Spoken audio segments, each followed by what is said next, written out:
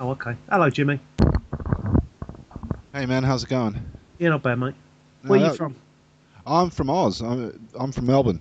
Oh, okay.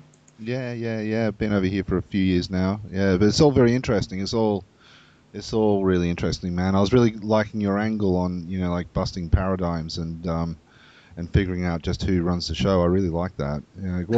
Well, how are you feeling? How are you feeling now? And I'm not going to say anything about what's just occurred, but how do you feel now in this environment?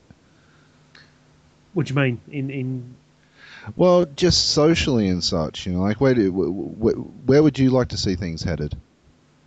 what you mean? People sort of waking up to this thing and Yeah, and you're like new thinking outside of terms of authority and such.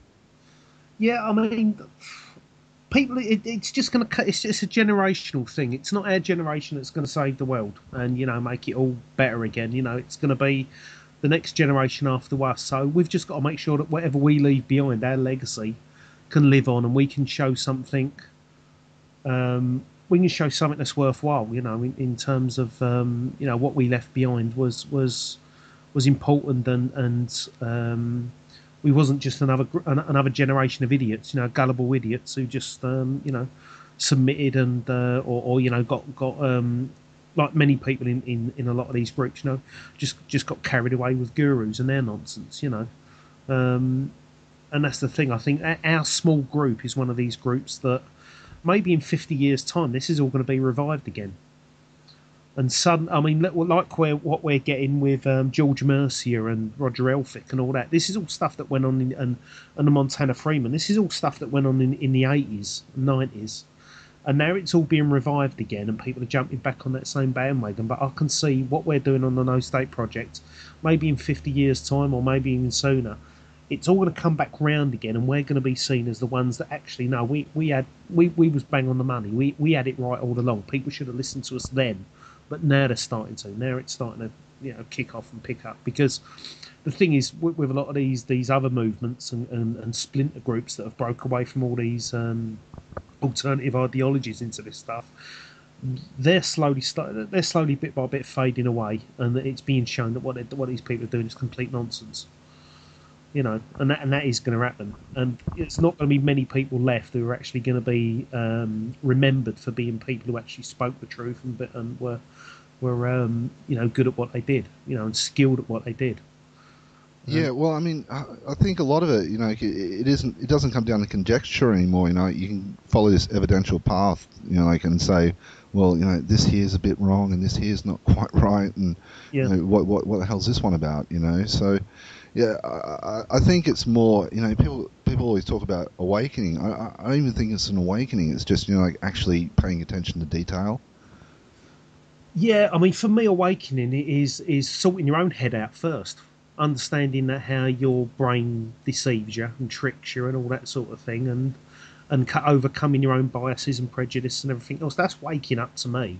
It's not giving it. Oh, I knew the government were a corrupt bunch of so and so's, and they're pulling all these scams on us and this, that, and the other. It's like no, that ain't waking up. That's just jumping out of one set of dogmas into a into basically or one box of dogmas into even smaller box of dogmas. You know, so that isn't waking up.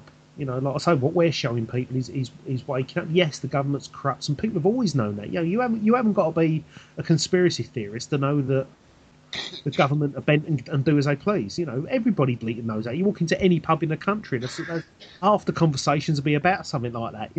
Well, we Um, all know that the establishment have got their claws in, and that's yeah, the thing that is it's so bizarre, isn't it? It's interesting what you guys were talking about as far as like the way you dress and such. It all feels like it's all part of a big glamour. The whole show, it feels like a big charade. well, All kind of like absolutely in it is. aid of shoring up the establishment's power. Mm. I mean, that was a thing with Fabrice, not Fabrice, sorry, Bradley, when he was saying about, he thinks the judges are there to help you out on, in certain courts, they're there to sort of either serve the crown or be on your side more than anything. But it's not that. For me, they're there to protect an ideology, their religion. Mm, Because the legal system is built, is a religion. Statism yeah. is a religion. They're there to protect that religion. They're there to protect their egos and their belief system. That's what they're looking after, and it doesn't matter whether they think that actually no, where I'm going to look after the little bloke today, or whether I'm going to look after, or whether I'm going to side with the crown. It's still a belief system they hold. So, and the thing is they take there's this them and us attitude going on. And that's very real. We definitely know it's going on, and all the time you've got that going on, you're never going to have. You're never going to have a system where people where you can walk into a court and the judge is going to be on your side, sort of thing. I mean, in one of the rare occasions when me and Fabrice and Helen went into that court in that in your town, in Worthing, yeah, the basement judge, court. it was actually he was trying to do the right thing, but that's one of the extremes. That's one of the really rare occasions where you might come across someone who's actually trying to do the right thing. But at the end of the day, he was still biased in many ways because he still believed in the system that he was part of. He still believed that these laws apply and that Yeah. he's doing his just and right and everything else, and he's part of this institution that's there to protect people and all stuff. He might well believe all that sort of stuff, but at the end of the day, that's still a statist mindset. Still believing you need us or the world's going to fall into chaos. It's the same as saying you can't have morals unless you've got God. And all this sort of thing. It's exactly the same argument as what you get with atheists and fundamentalists. You look at what statists say and argue, and then look at what fundamentalists say and argue. It's exactly the same thing, just a slightly different context. And if you looked at the atheist side of dealing with that, you could apply exactly that same model that the atheists use as what we do against statists and cults and everything else. Do you actually find the system inherently psychopathic in nature? Yeah, it attracts them. Of course it does. Because it's all about having control over other people. It's naturally going to attract people like that. And do you find that the court system is almost like an embodiment of that whole psychopathic core to society? The law is a foundation stone to the way our civilization runs. Do you think it's a psychopathic pillar stone? Yeah. Yeah. I mean, history shows that all tyrants have turned out to be psychopaths in one form or another, but you haven't got to necessarily be psychopathic to end up working for government and becoming a little mini Hitler, if you like, because as we found with studies, people have got this side. We've all got this side to us where we could turn up, where we could go either way. You've just got to be put in that right situation. It's the power of the situation that you put in, as opposed to just being an out and out psychopath. But there's a degree of empathy involved too. And I feel more and more, as far as elites are concerned, they're more and more removed from the actual reality of what the alleged 99% are experiencing and such. So it's almost like it's a horrible thing to say, but almost like an inbred psychopathy. Yeah, in a sense, but it's. I don't know if inbred is the right term in terms of that, because I think it might also be sort of bureaucratic psychopathy, so that actually the way to engage with bureaucrats successfully is to be sociopathic or psychopathic in nature.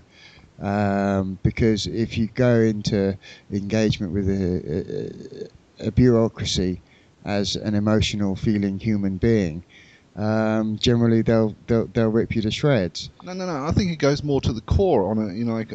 As far as I think a more correct term from where I was coming from is maybe environmental psychopathy, where it's more a question of the situation and the environment that. Well, yeah, that's what I was saying before. When you look at the studies that Zimbardo did after the Stanford prison experiment and the studies he did into what happened at was it that American prison, the one where they were torturing all the prisoners and all that. Abu Ghraib, no. Abu Ghraib or whatever, yeah. Yeah. It's he looked into that and he said you can take perfectly normal people who would never act that way normally, But if you put them in the right situation and you create the right environment, you can turn perfectly normal people into not necessarily into psychopaths, but to act in a psychopathic way. Well, it's almost a form of MK Ultra, kind of conditioning, isn't it? The whole. Yeah, but they're using how our brains naturally work, naturally operate against us. That's how our brains are wired up.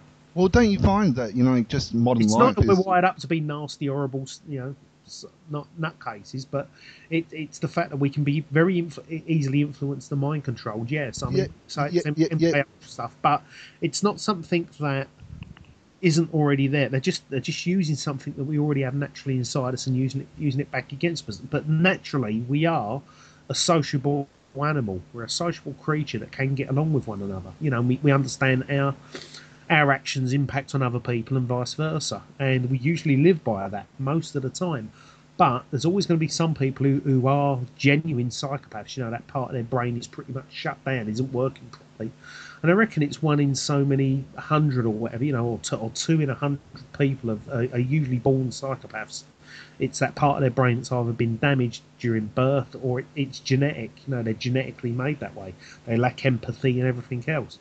But what they found is they did studies on certain psychopaths, murderers and stuff, and they found that when they put them in front of certain pictures, of children, happy children, and nice fluffy kittens and things like that, that emotional part of their brain did actually kick off as it does in normal people who aren't considered psychopaths. But what they found is that they suppress it. It initially kicks off, but then a part of their brain starts suppressing it, and they try to shut those emotions down. So that goes to show that some psychopaths aren't necessarily totally without empathy or totally without feeling. What they do is they suppress it, and that's what you can do with a normal person. You can take someone who's normally perfectly empathetic, as normal empathy and emotions and everything else, and you can start to force them to shut those things down. And that's what bureaucracy is all about. That's why when you get onto the phone to a tax agent and they're saying you've got to pay because we say so, sort of thing, when they go home to their families, they probably wouldn't act nothing like that way to their own families. Well, don't you think that plays into a concept that we're constantly living under a self-perpetuating state of trauma, to keep us under the it is trauma-based mind control in that sense. Yeah, that's right. Yeah, it's almost as if. But what you find is that there's something called. Ever heard of relativism? Yeah. Yeah, that's what it is. It's moral. It's a form of moral relativism. That's the way most people view the world. It's for a narrative of relativism. And that's quite a terrifying concept, isn't it? And who's going to win out? Yeah, exactly. And unfortunately, the state of trauma it almost reduces people to cowering to the next letter that pops through the post box. Then that's not really a state to live under, really.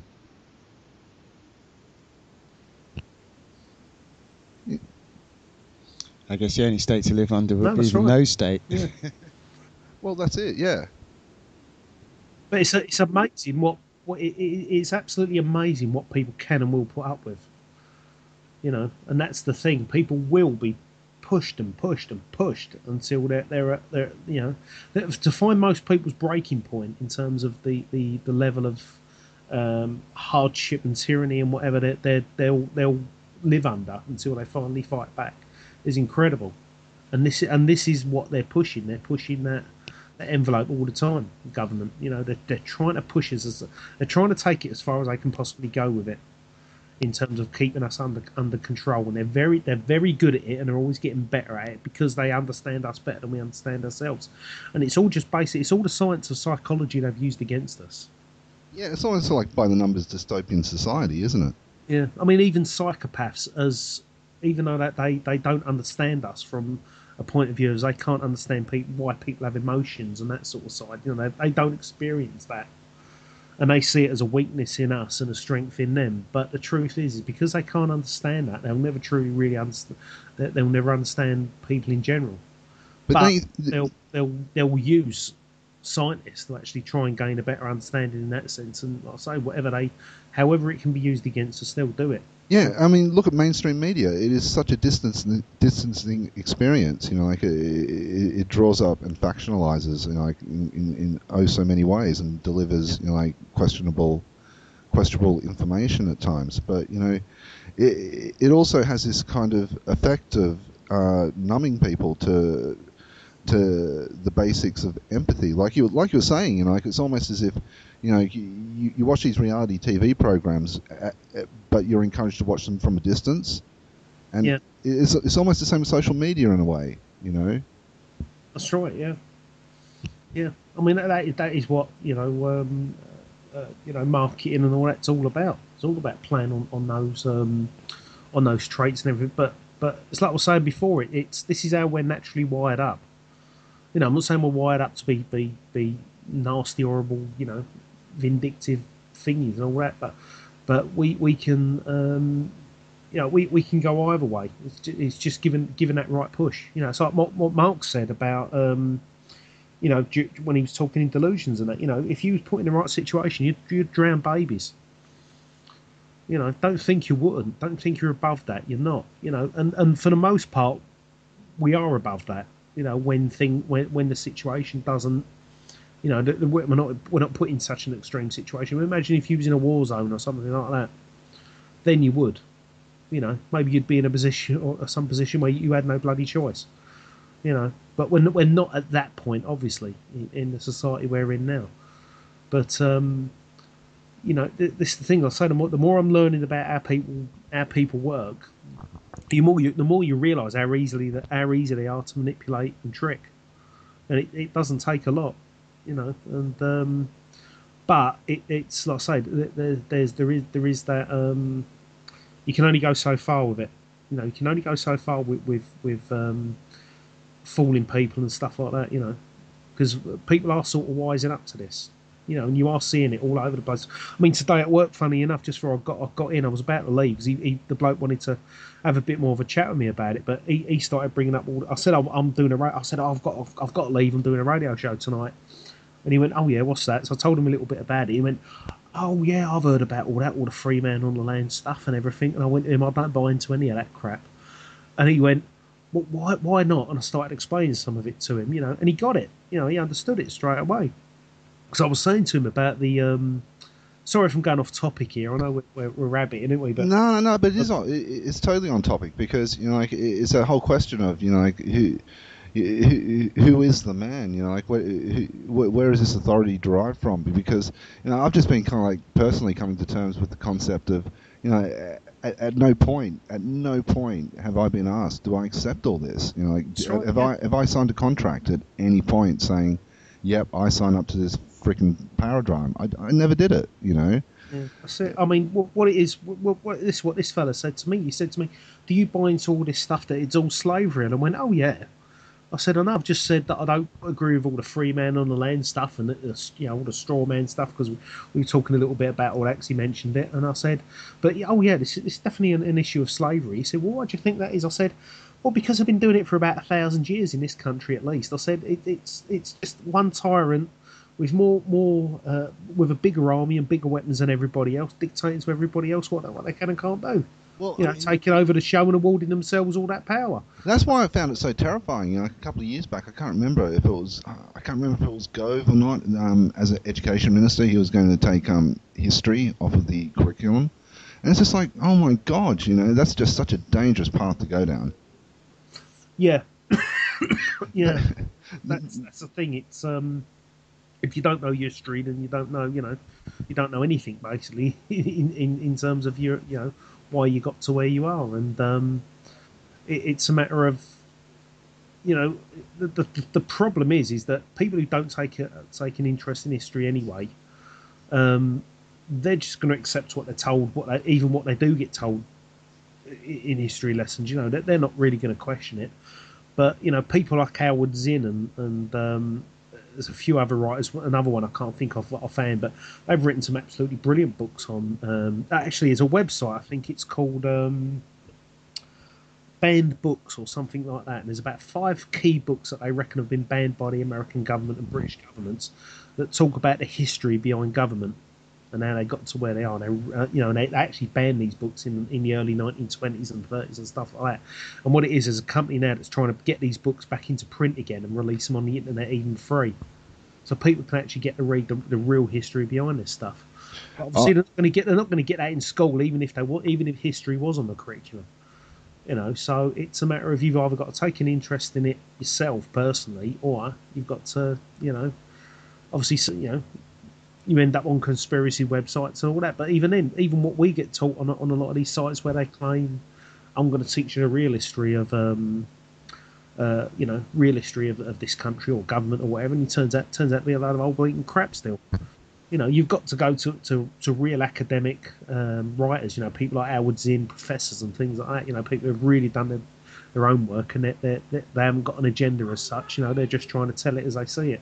Yeah, it's kind of like looking beyond the established definition of freedom in like inverted columns, because essentially we're force-fed the concept right from birth of what it is to actually be free, and there's no kind of discussion of actually, is this really free, or is that just your version of free? Yeah, no, we're free. I'll look at it as we're free range. We're not free though.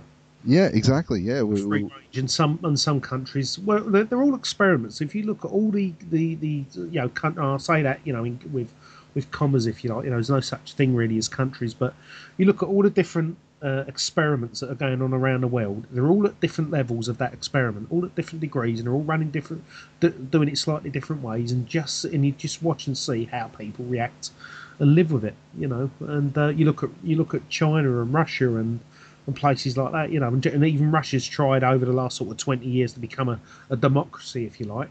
But look how it. But you look at these things and they're just really experiments into human behaviour. How can a tyrant keep a population of people under control in a certain way, and how successful is it going to be before people start fighting back against you? Yeah, what's kind of cool is that at the same time we've got these little pockets of experiments going on in Iceland and Spain and Greece, and I'm really interested to see what direction they go. Well, what do you reckon? I'd look into Belgium. Look into Belgium. So okay. They went without a government for about 2 years. There was still an infrastructure in place. The civil service was still in place.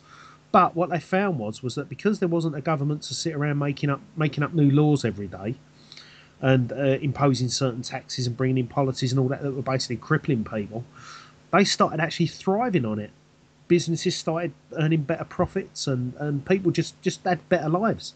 Belgium's a very odd country because it's split in like into three different areas where you've got the Finnish, the Dutch, and the Germans in there and things like that. There's about 3 or 4 languages going on in that country, and they've all got their areas where they all speak a certain language and they don't like to encroach on one another. But it's a bit of an odd story, Belgium, how that place actually came about. But the point is that I say, because they couldn't agree on having a government in place, and they actually lived without one, it was proven that they actually thrived on it. Because it was a heavily hung parliament, wasn't it? And each of the parties couldn't agree to work with each other, so right. They didn't have a formal government. So the civil service kept the country running on its existing legislation, and because that was consistent, just because it wasn't changing, then actually people got more productive, and their GDP started rising. Yeah, and that was just being without a bunch of bureaucrats for almost, I think it was almost 2 years, wasn't it, or whatever? Yeah, I think so, because I think people all the time inventing new laws, and look at the dramatic effect that had alone, just that small area of not having that in place, So it just goes to show you that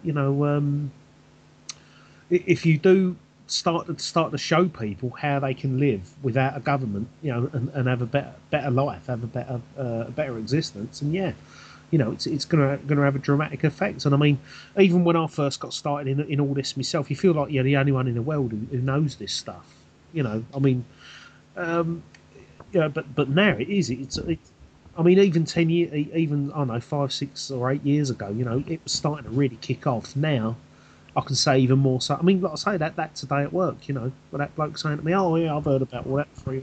So, last thing in the world, I thought, I'd hear from, someone from that place, but there you go.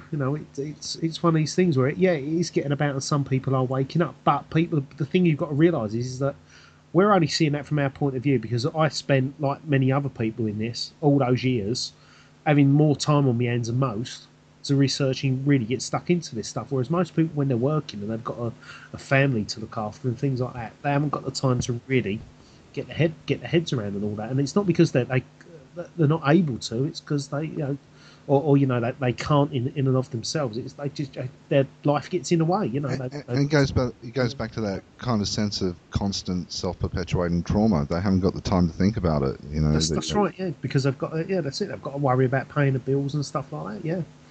Yeah. It's only once they usually end up getting attacked. That's what brings most people into these groups and this movement, if you like.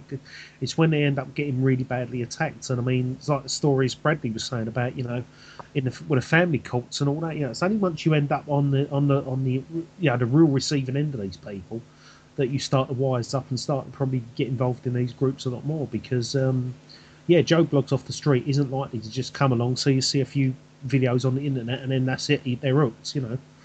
You usually end up having to go through something. You usually end up being attacked or screwed over in some form by government. It's really funny though, don't you reckon? I totally agree with you. I totally agree with you that essentially society is hardwired to follow the shepherd like good little sheep. But I do think that we've got with the huge success of stuff on a cultural level of movies like The Matrix and V for Vendetta, there's this kind of like dawning inbred, I've got to get off that inbred thing, instilled notion of defiance and revolution. I think it's a natural thing for people. Yeah, but people do have that thing where they won't. People don't like being pushed, and I think that's the thing. The bigger government's becoming, the more it's pushing people, and the more people are starting to resist a little bit more. So people are wising up in that sense, but some people are in a better position to do it than others. And well, the other net result of inflicting trauma constantly and at a constant rate on a certain species is natural selection, evolution, and that's what's going to come out of it. Is people are going to naturally move on and change and look for alternatives, and it's just you might be able to stop revolution, but you can't stop evolution. It's inevitable. Well, I mean that's a sort of a quote we've used before. When we've discussed this stuff, it's not a revolution we want. It is an evolution. It's just simply a change in people's thinking, in how they look at the world. I mean, we've seen that throughout history. People do become more and more civilized, in the sense of we're not cutting off heads anymore and burning witches at the stake and stuff like that. People have wised up and realised you just can't behave that way. It's not right, but government has still always had its boot on their neck, but it's just had to try and going from having a king claiming that he's superior to you and God gave me this right to rule over you people. They've obviously had to change that from you need us to protect you. If you don't, society's going to turn into chaos and all that. Well, but this is the problem with people and government and society. People look at government and society as being one of the same thing. They see the benefits of living in society as a benefit that government's giving you, and it's not. They're two completely separate things. Government is something that leeches off of society, and society is simply all of us as a community and a group and a population just trying to get on with our lives. And then we've got these buggers, separate from that, interfering with that. And that's the way you've got to. That's why you've got to see it, because that's the way it is. And society and government aren't the same thing. Yeah, it's a resource-based economy, and we're the resource. Yeah, basically, to feed them, to look after them. It's government that needs us. It's not us that needs government. That's the thing. I think that's the point you've got to get across to people, and I think people are waking and wising up to that because they're starting to realise, yeah, these people aren't giving us anything. We're paying all this in taxes. We're having our quality and standards of lives is dropping year by year, and people are really starting to feel it. Starting to feel the pinch in that sense, and it's just a matter of how many straws can you keep putting on people's backs until eventually it snaps. And I think we are hitting a sort of tipping point. But even then, it's not. It's still a few generations away. Because now we've got the kids that are being forced into school until they're 18 over here now. So they want to further indoctrinate them for another 2 years and have zombies coming out of them places.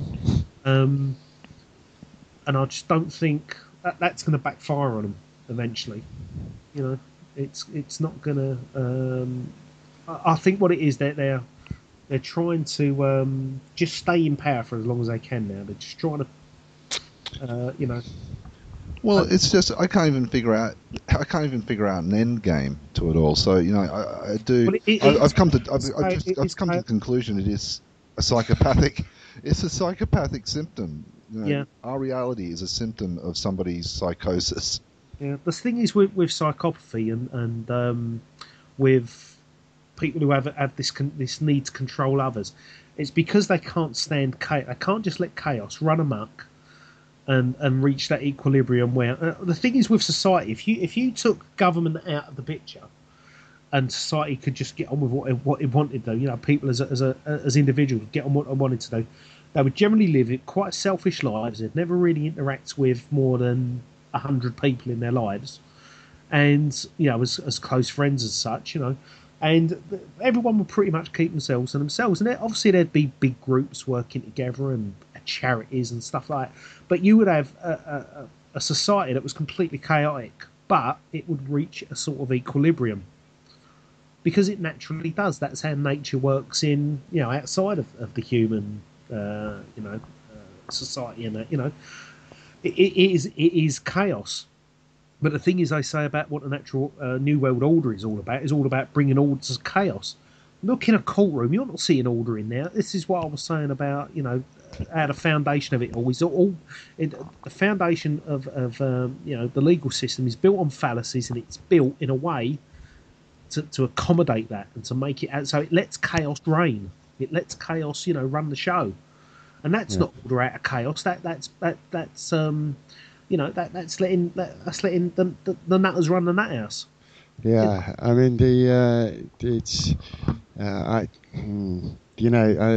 a thing what they call it entropy, which is the natural order within chaos. Yeah. Which is you take enough shit, eventually you spring out enough water, eventually it will find its own path through gravity, through the minerals or whatever, back to sea level. And that's its entropic process. But in court, that's perverse to their chaotic order. Yeah. Because there's nothing natural about searching through. I mean, geez, Vin, you've probably checked out more case law and more sort of double standards and different interpretations of similar things. There's no natural flow within a lot of that, for sure. That's it, yeah. And that's the thing. It's like when we go to court, we're the ones trying to bring order to all that chaos. We're the ones trying to get to the truth and ask the right questions at the end of the day. That's what the crack method is all about. Yeah. It's all about taking something that's chaotic and now this makes sense of this, because this is madness. Well, that's why it's completely bogus, because, I mean, whatever happened to right and wrong, what's the deal with semantics all the time, That's what relativism is all about, yeah. It's not a good way of basing your judgments. I mean, the thing is if you're seeing things from the same relative standpoint, so that the Lady Justice sits there and sees exactly from the same perspective you do, then that's a judicial system in accordance with the people. But if it's detached from that, then your view of what is right and what is wrong won't be in accordance with Lady Justice's view of what's right. Yeah, but have you ever seen, in both your guys' experience, have you ever seen an evidential path, a very clear and present evidential path, diverted from purely down to semantics in court? I've seen people miss big charges just because people didn't say the right words at the right time. That's and somebody who then. should have been in jail for 5 years, at least, I think that's the minimum charge for rape, didn't. Twice. You know, and that's when you have a solicitor who doesn't do their job, or a barrister who doesn't do their job properly, because they get paid either way, and it's sickening to see. So essentially justice is blind to reality. Well, justice is just a concept. Again, it's probably just another relativistic concept, it could be argued, but it's just a concept. It's a very human thing, you know. It's not something that comes from nature as such. It's just something that we have in our heads of a sense of just trying to put things right, you know. Because we understand it, like I was saying before, we understand that our actions have an effect on other people, and the same with them with us. You know, we generally don't want to suffer harm or injury or anything like that, do we? You know, comfort is preferable to discomfort, isn't it? And most of us... survival instinct is this. You know, like survival instinct is comfort as opposed to, you know, like aggression and exactly. Yeah, we want to live lives where we're comfortable and contented, and that's the best we can hope for. Because being alive and being human is bloody difficult enough as it is without other idiots trying to make it harder. You know, and that's the thing. It's the fact that, you know, this is how we're hardwired up. We're hardwired up to understand right and wrong from the point of view of, we know if something's harmful, then we shouldn't be doing it, because it's a threat to that comfort, and it's also a threat to us as a species. You know, and we're designed to breed and make more of us. You know, and if something gets in the way of that and threatens it and harms it, we obviously know that's a bad thing. And that's what government and corruption is all about. Ultimately, it's in direct conflict to the human, you know, to our nature as human beings to just survive and make sure that the next generation can continue and do the same thing. Can you remember the moment when, you know, like, you kind of stepped aside from things and, you know, like, the first red pill you had, and you kind of just went, ooh, okay, there's something other. To be honest, that maybe wasn't, because I've been thinking about this a lot actually. Because I went to Darwin's house the other week, and I actually had a look round, and that was a real. It really sort of took me back to the old days when I used to study my science, my paleontology, and everything else. And the thing it made me realise was that if it wasn't for me studying science and paleontology before, I would never have understood the legal system like I do now. It wasn't just what Mark showed me, it was the fact that if I hadn't have gone through a lot of the stuff that I learned, especially in paleontology and evolutionary biology and stuff, I would never have got my head around it, because I never learnt to, because there were instances when I was learning stuff about how evolution came about for certain creatures. And we realised that when I read the older textbooks, we realised that we were getting it wrong. They were jumping to conclusions and thought they had the answers to certain things based on certain fossils. Mm-hmm. Then new evidence came to light, new fossils got found and said, no, actually, this animal never developed this way. This came along and it led to this. You know, led to something completely different. But the process was a hell of a lot more simpler, and it wasn't a result of an animal trying to achieve something. It was simply a consequence of an adaptation they made, which gave them an ability to do something that was unintended anyway. You know what I mean? It's like, I've maybe gone a bit off into one, but I'll give you an example. People think that animals or fish, their goal was to get onto land and start walking on land. It wasn't.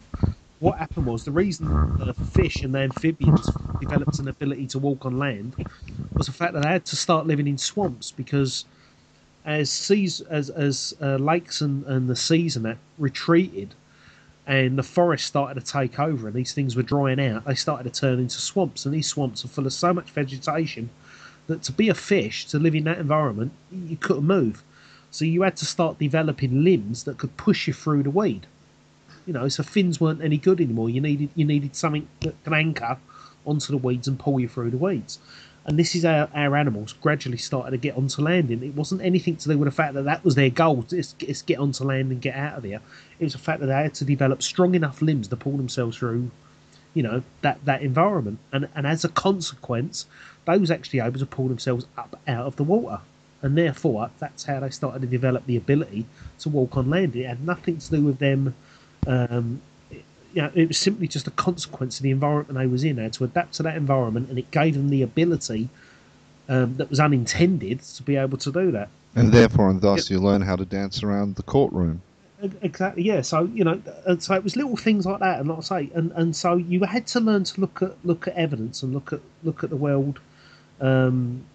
A lot more. You couldn't put your personal opinions in there and think this is the way I want it to happen. You've just got to look at the evidence and say this is what it's telling. And you have to realise that however you think nature might works, or however Mother Nature does things, or how evolution works, a lot of the time it comes about through means that are so simple and unintended that you let your own biases get in the way of seeing that. So it's a case of asking the questions and then backing it with your being to see if it's functional when your gill develops into a shoulder or a limb, or your bottom tail develops into something which can move itself across. So essentially it's that ground up thinking, and that was that light bulb moment for me when I really started to look at the world a little bit more clearly. It was studying the sciences and mostly studying, biology, like evolutionary biology, and that was what was starting to actually wake me up, and I was starting to take a bit more of an objective view on how I saw the world. And I suppose that did, in effect, affect me on how I did look at politics and governments and stuff like that. And I was always a bit of a nonconformist anyway, and I never did go along with a lot of it. But obviously, once I came across not so much Marx stuff, but when I came across the free man on the land stuff, it was one of those moments where you think, "Oh, I knew it all along." I think most people do that. Most people are like that. But I was just going to say, Vin, when you went to Charles Darwin's place and you could see, sort of a little bit more, because sometimes, again, when you view from different perspectives, sometimes you can see how those chains developed. That actually one thing leads you towards one thing, that leads you towards one thing, that leads you towards. I saw some of the books, and it's like, I've read that, and I know what that's all about. And it was like, that was a thing. It was like, if it wasn't for men like that, I would never be in a position. I would never be able to think and look at the world the way I do now. And I'm not saying I know I can look at it perfectly and I've got all the answers and that now. I can see it a lot more clearly than I ever did then. But it's an interesting. It started with people like that, It's an interesting one, that reflex for I've got all the answers, when the probably the more factually correct thing would be is I've got lots of questions and I think there's more coming. Yeah. Because that's actually what leads that evolution along, isn't it? To ask the question, does this work best or does that work best? Yeah. And I think the thing it taught me was to take more of a tentative position towards things and not an absolutist one. And you can get, and that's where I let myself down with the free man stuff and all that, because I did I did get on board with that just the same as a lot of people do, and I took that as absolute facts and everything else, and that was the mistake I made. I should never have done it, and I knew better, and I knew better then. Back then, because like I say, when I look back on how I was studying science and what that taught me, I realised I should have taken that same approach to it, and I didn't. Yeah. Because I was reacting emotionally to it and not logically. That's the difference. That's that's the thing. Yeah. It's and that's in terms of not having that reaction and a more considered response, and also because it's very easy just to react. It's very easy just to rush to judgment, and often without judgment, we're often able to cut to the questions, because there isn't any ego attachment or any favoured outcome that you'd like. And that's quite a hard one to grasp. But I think once you once you develop that ability to ask questions, which is often knocked out of you at school, sorry, you're asking the wrong question. That's That's right, yeah. It's another one of those, fallacies that actually can sometimes lead all the way to the top. And, can often, once you get to the top, expose the man behind the curtain. And that's, in terms of awakening, actually, what is really happening is that more people are looking through the middle managers. More people are looking through the robed psychopaths with Right Honourable on their name and seeing the men behind the curtain who are desperately pumping the public relations and the fear into their imaginary public relations machine that uses that to, like I said, to keep people in line. And I think the more people feel encouraged to ask those simple questions, to if there is something that people say is wrong, well, actually, as long as you don't keep doing it, then you found one way that doesn't work. That increases your chances of finding a way that works.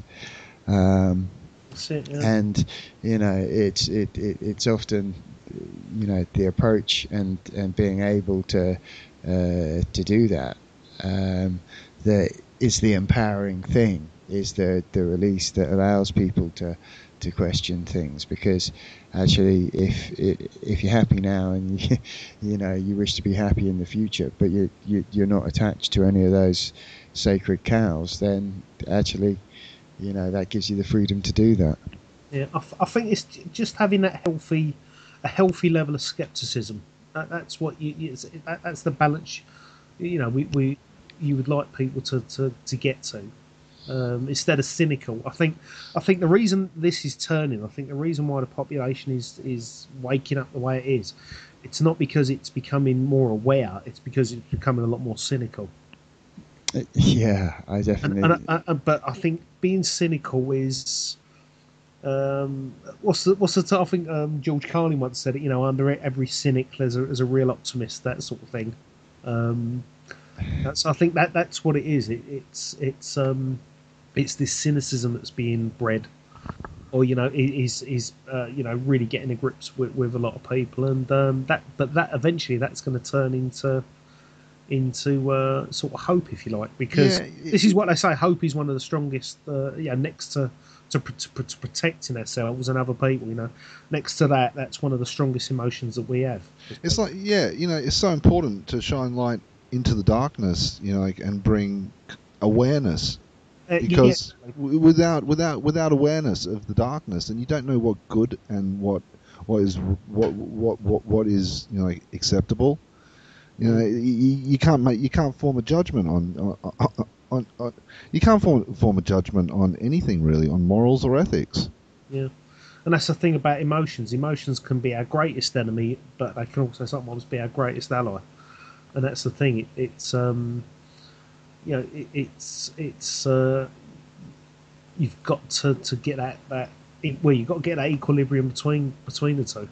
That happy. That. But the thing is that the way our kids get taught in school now, it's to dumb them down. It's to keep them stupid, and not live it. And I don't want a population of people who live an academic, not an academic so much, but an intellectual lifestyle, don't they? Well, and they don't want people to think analytically. Yeah. And critically, analytically, a lot, yeah, and just to be a bit skeptical. And they'd sooner people be cynical than skeptical. Easy to control when they're that, but not when they're skeptical. It's when they're skeptical they start questioning. Yeah. Questioning, they'll start getting the answers eventually, even if the first thousand that come at them are wrong. They'll eventually get there. They'll eventually get the truth. I mean, you was asking me about when they had that light bulb moment. I mean, going back to the early days, that was the stuff that I'm starting to remember now.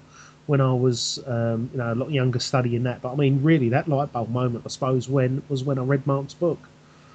Yeah. Because up to that point, I was having doubts and I was being sceptical about, or starting to become a little bit more sceptical about the free man stuff, because I was trying to put it into practice and obviously seeing it wasn't working myself. I was trying to fight parking tickets, all them stupid bleating template letters and all that stuff.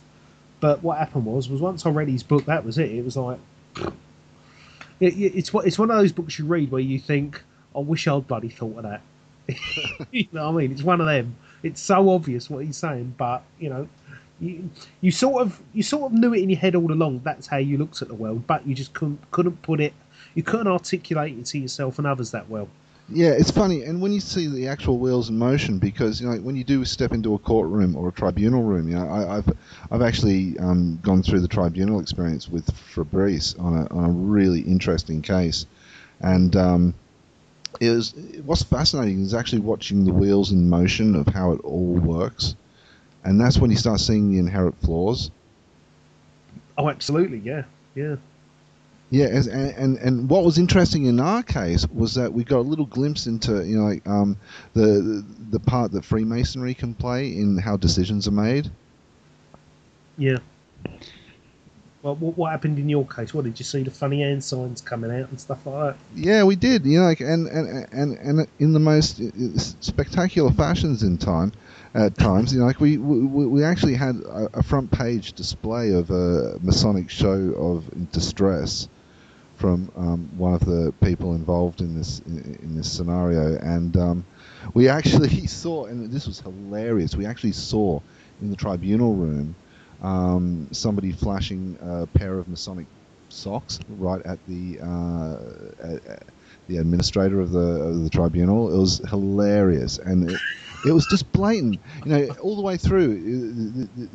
This chap stretched his legs out for all to see, and hiked up his trousers on several occasions at several moments that were quite interesting.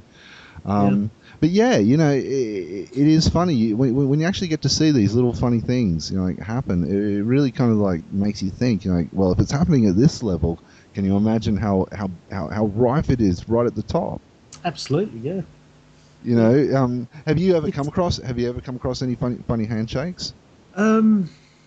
To be honest, not that much. Not really. I've not seen that much of it in court. I think I soon realise, as soon as I walk in there, I'm not part of that silly little club. So, I generally don't see it that often. But I've seen it a few times, but not that much. I mean, a lot of the things where I've been told they do, and I've tried to look out for it, I've never seen it. Some of these funny hand signs they make and stuff like that. I've always tried to look out for it, but I haven't always seen it. So it does make me wonder: are the things that are going on around the internet true, in terms of it, or are they a lot more subtle about it?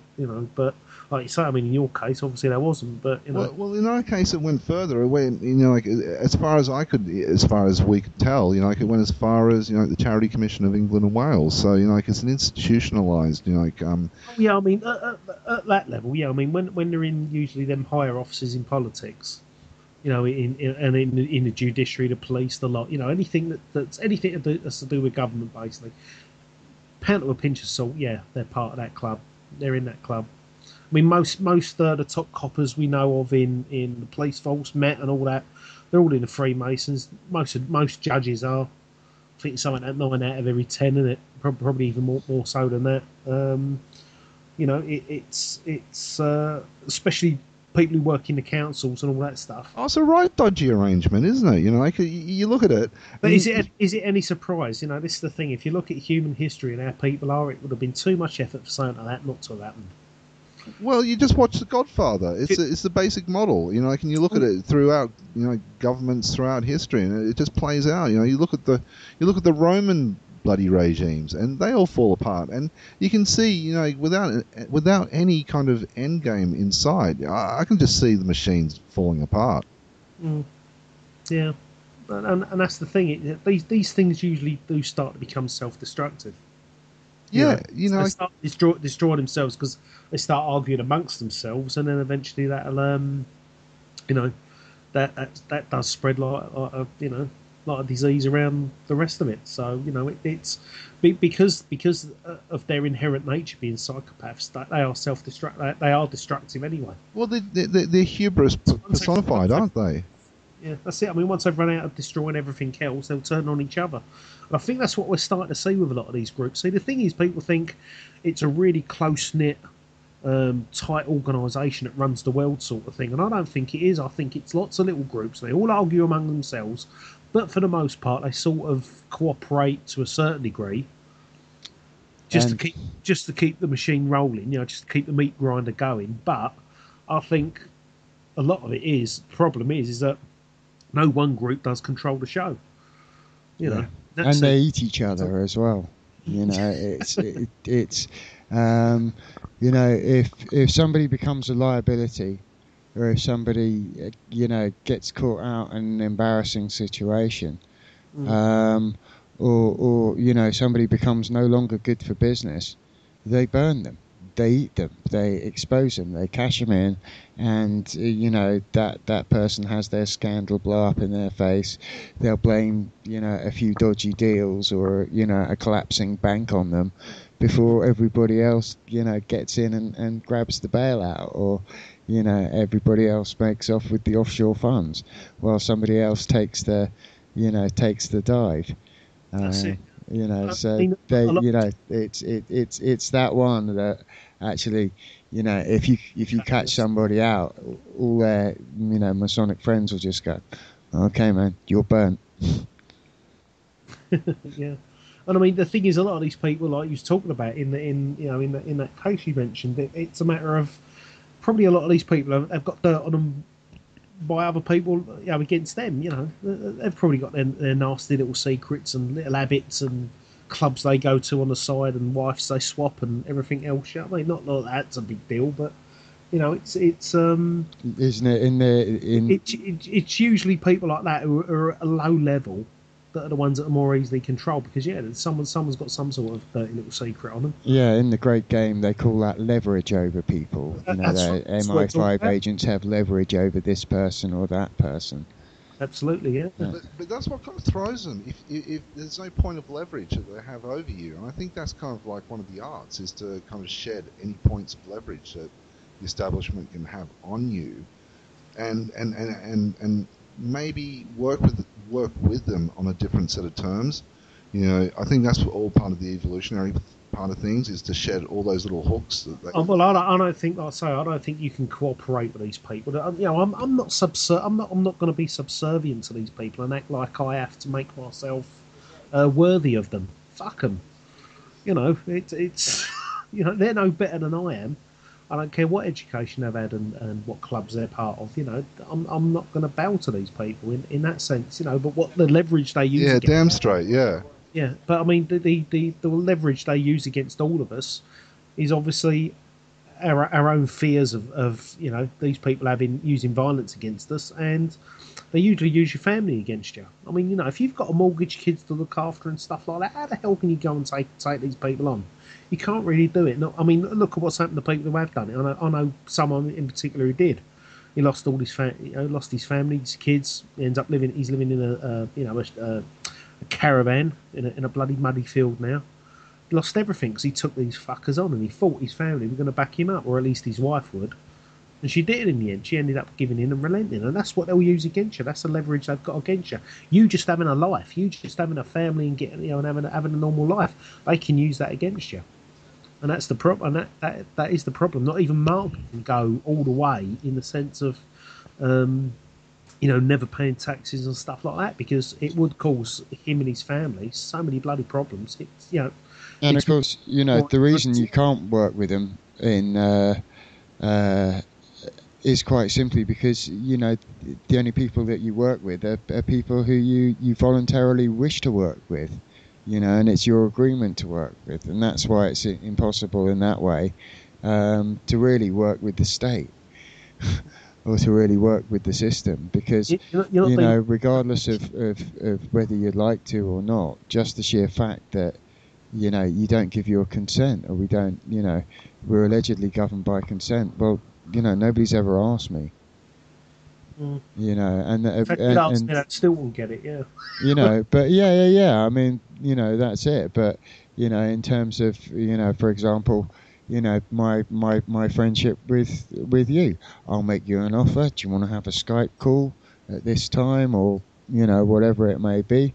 You condition that you say, yeah, no, not today, or you say, yeah, that sounds good to me, and it's a voluntary thing.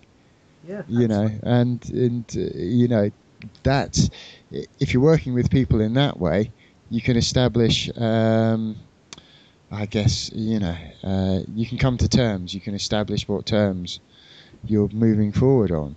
Yeah. But any time that... Watch 1984, that film, this sort of thing going on now between us could never happen in that world. And that's what they claim they want to eventually bring against us. But that would be the tipping point. If they started clamping down on that, just me and you wanting to have a chat like this on the internet, we know these buggers are listening. They're listening to this call. We know it's going to be recorded and kept on a computer forever, all that stuff. But at the end of the day, like I say, if they ever started interfering in just us wanting to do something as simple as that, then yeah, that's when the worm's going to turn against them. And I think they realise that. It's that medium they're trying to reach, where they're trying to keep us comfortably uncomfortable. Well, that's probably one of their greatest mistakes. Is the floodgates have been left open. The internet has just kind of blown the collective mind, hasn't it? I think it's vented a lot of that frustration where people can't do certain things in other parts of their lives. I think the internet has given them that freedom. This is the thing about freedom. It's all about information at the end of the day. You can't enjoy your freedom without the information to understand it, in that sense. So this is the thing, and I think it was a vent. It was a vent where people could throw their frustrations and throw all their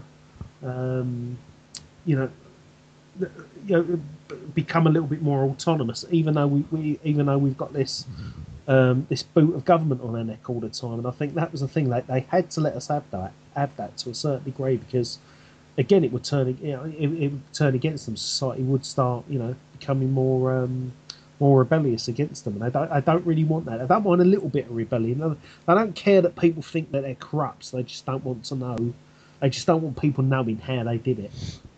Yeah. Pulling it on them. They couldn't care less that, everyone thinks the government's bent and politicians are crooks and this. I couldn't care less that everybody knows that. It's how they did it. That's what they care about, people not knowing. Yeah, I guess it's like insider trading. If insider trading is using your privileged position to rip everybody else off. Yeah. Fabrice and I watched a really interesting documentary a couple of weeks back. It was a BBC show from the late 90s, and it was a documentary about the MI5 plot to overthrow Harold Wilson, and that was a bit of a mind blower, because you get to see this isn't conjecture, this isn't conspiracy theory. These are the machinations that took place to upheave a democratically elected Prime Minister. It's quite incredible. It was an eye opener, and what was eye opening was the actual nature of MI5 and the public services that are apparently here at our disposal and to protect our freedoms and such. They're inclined to, but just by their very nature, to protect the interests of the establishment. Absolutely, yeah. Should you be surprised at the end of the day? That's what it comes down to. But this is what I mean by I don't think there's one central group running the show, because otherwise you wouldn't have things like that going on, would you? So obviously there's different groups all fighting amongst themselves to get to the top, to get power. And they've sort of, like I say, it appears that they sort of cooperate to a certain degree. But this is what I mean about, when people talk about conspiracy and this hidden hand behind government, controlling government, that's true to a degree, but I don't think you can pin it down to any one group. Saying it's the Illuminati and all this stuff. I don't think it is. I think there's lots of different groups all running the show, and sometimes the other one doesn't. The left hand doesn't know what the right hand is doing, and this is why you get things like this going on.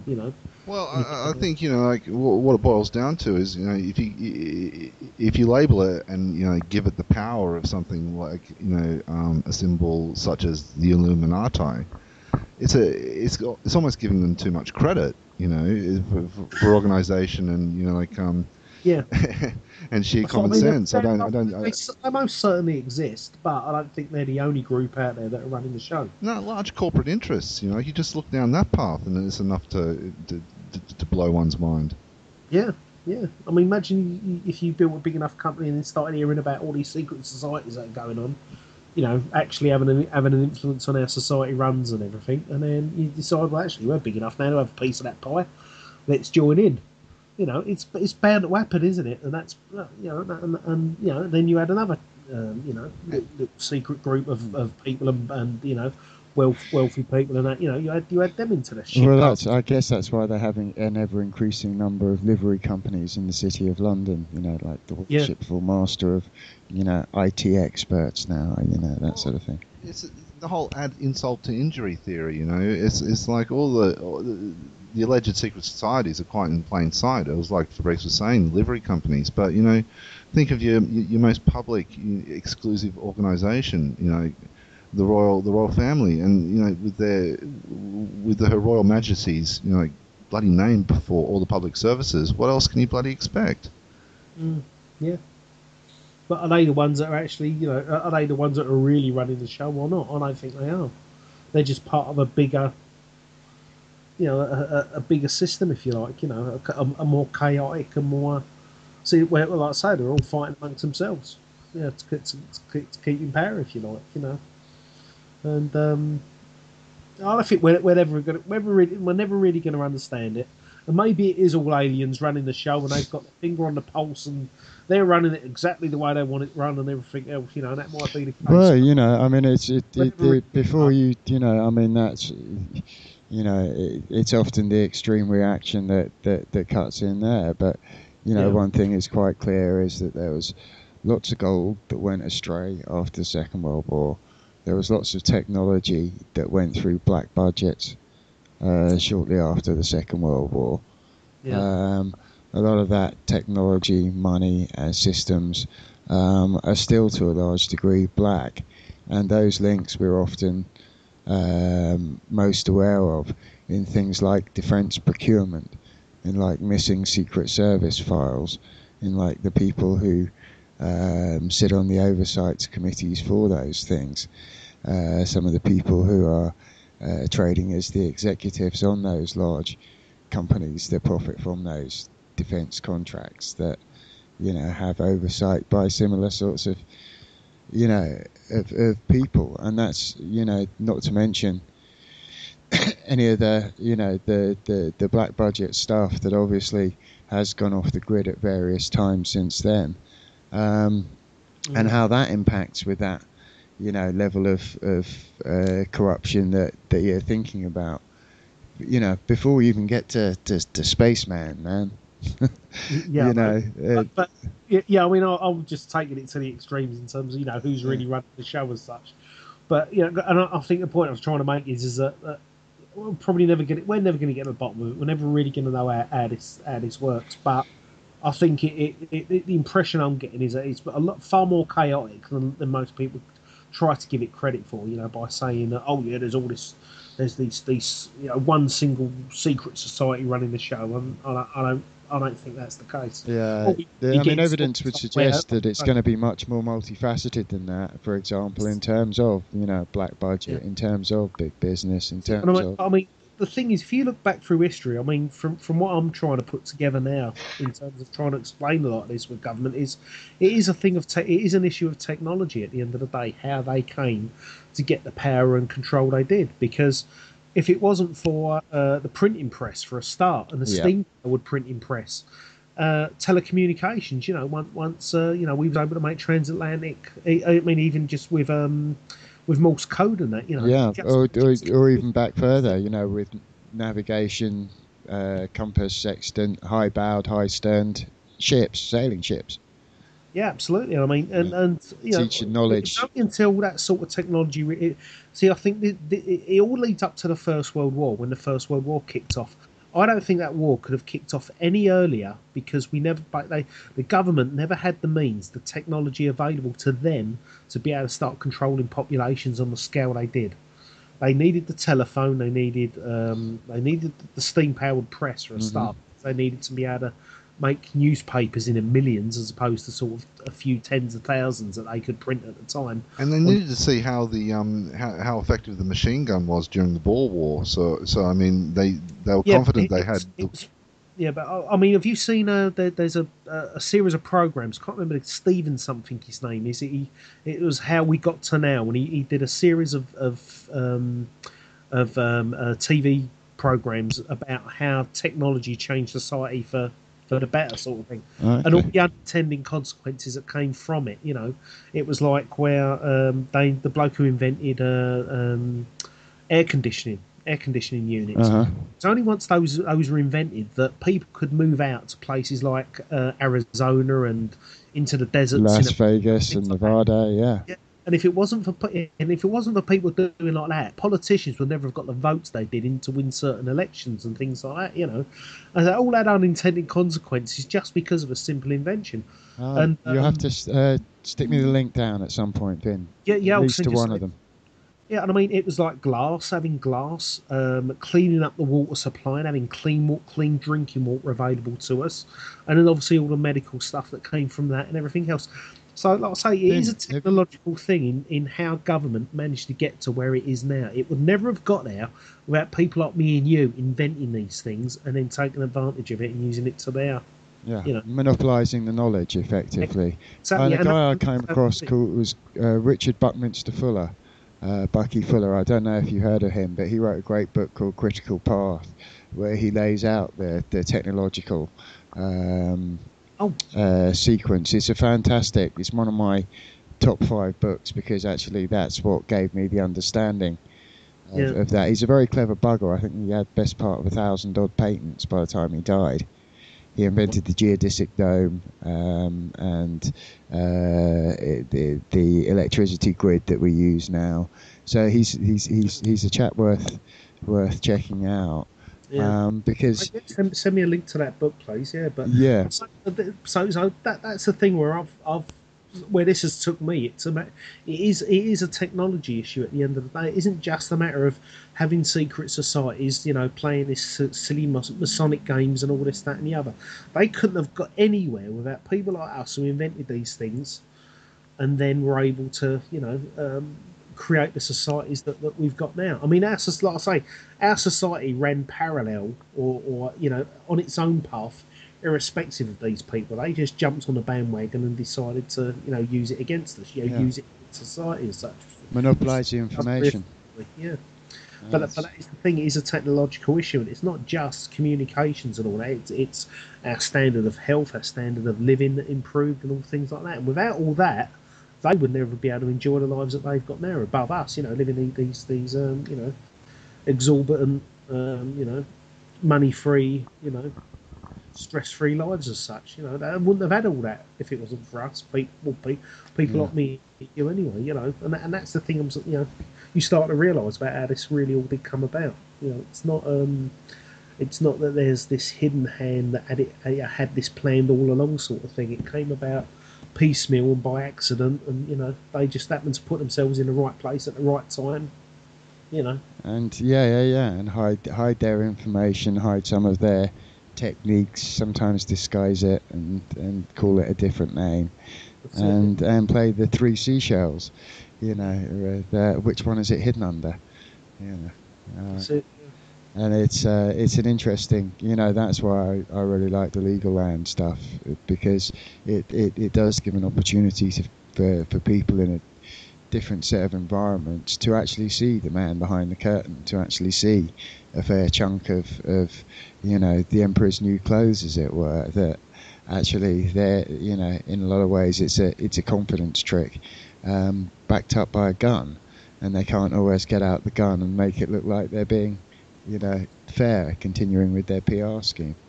Yeah, that's it. Yeah. It's you know, the thing is with what we teach people, it really does help take that fear away from them. You know, in terms of you know, once you've got that knowledge and confidence, it really is a fear breaker. You know, and I think that's more important than anything. It's definitely one of the most empowering things, because actually it's, you know, I felt that for quite a long time now, that actually if somebody wants to pick on me bureaucratically, I'm not scared of you. I'm going to be bad for business and go away. That's Leave right, me alone, you know.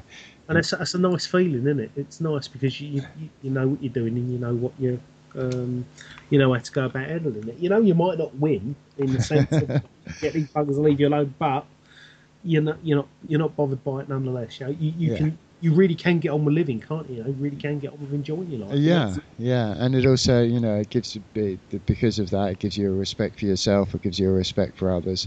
You don't look for, for trouble to get into, and that's it. It comes from that philosophy of questioning, because actually, why would you want to, pick a fight? Why would you want to walk down an alleyway with trouble written all over it if you can just as easily walk down another? That's it.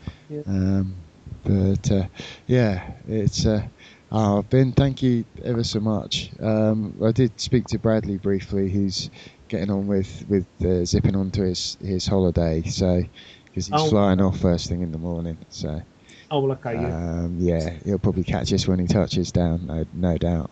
Yeah, and cheers, man. It's been really nice talking to you. Yeah, and you, mate. Thanks. It's hopefully I've converted you. Yeah, dude. It's been great.